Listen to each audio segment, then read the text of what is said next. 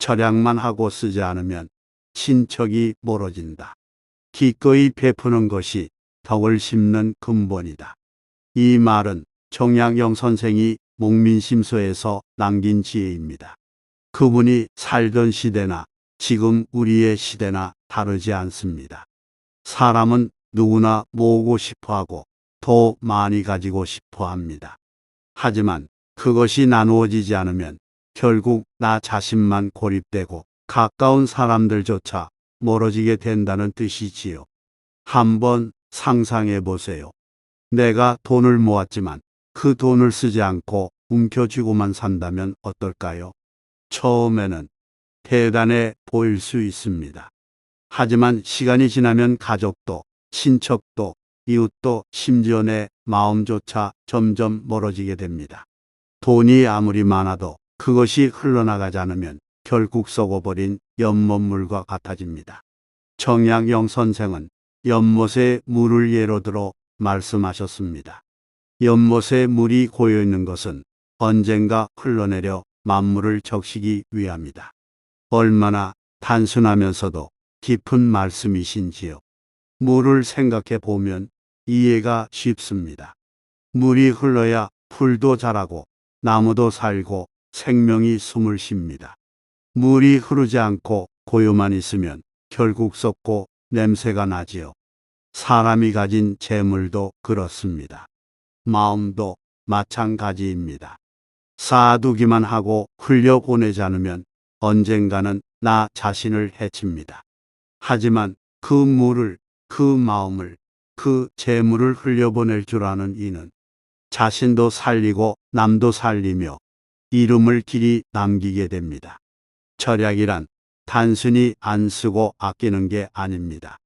절약은 미래의 베풀음을 가능하게 하는 씨앗입니다.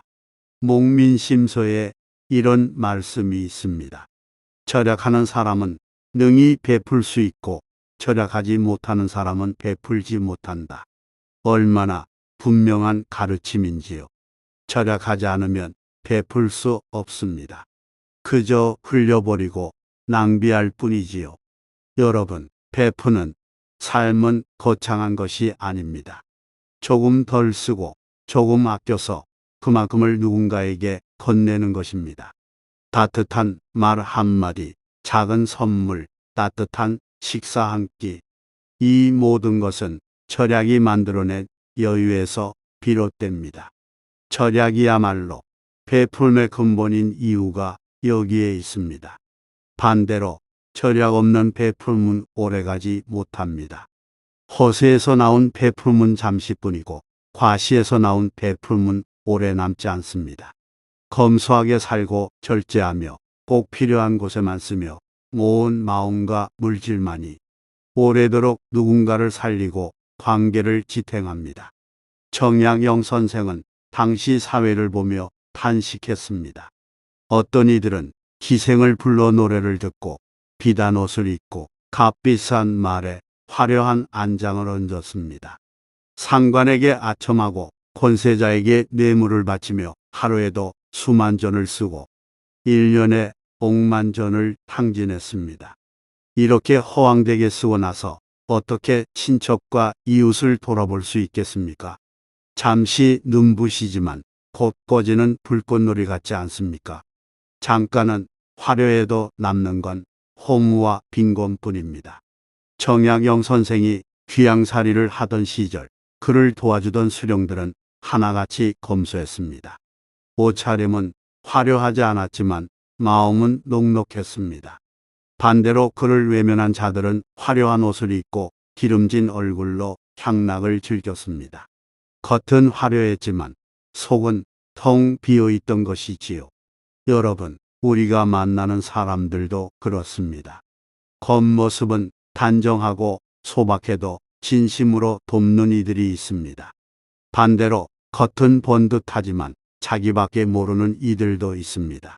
정약용 선생의 경험은 지금 우리의 삶에도 그대로 이어집니다. 이제 우리 자신을 돌아보아야 합니다. 나는 어디에 돈을 쓰고 있을까? 순간의 즐거움과 남에게 보이기 위한 허세에 쓰고 있지는 않은가? 가족이나 친척, 이웃을 돌아볼 여유가 남아있는가? 잠시 마음을 멈추고 곰곰이 생각해 보면 좋겠습니다. 진정 오래 남는 행복은 사치에서 오는 게 아닙니다. 소박함에서 오고 나눔에서 옵니다. 잠시의 즐거움은 눈 깜짝할 사이에 사라지지만 절약과 나눔으로 맺어진 관계는 오랫동안 우리의 마음을 따뜻하게 합니다. 덕은 씨앗과 같습니다. 절약은 그 씨앗을 심을 밭을 가는 일이고 베풀문 씨앗을 뿌리는 일입니다.